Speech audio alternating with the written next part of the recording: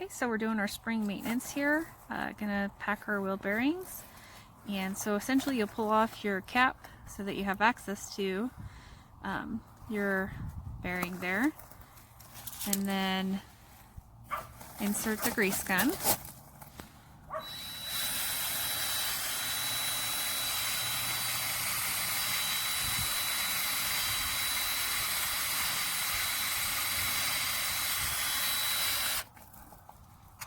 Pretty quick.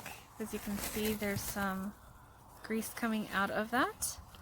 Wipe it clean, wipe that down a little bit, and reinsert, and you're done. So it makes a tedious project or maintenance a little bit easier. So when you have lots of trailers that need this taken care of, it helps just make it more automated and faster.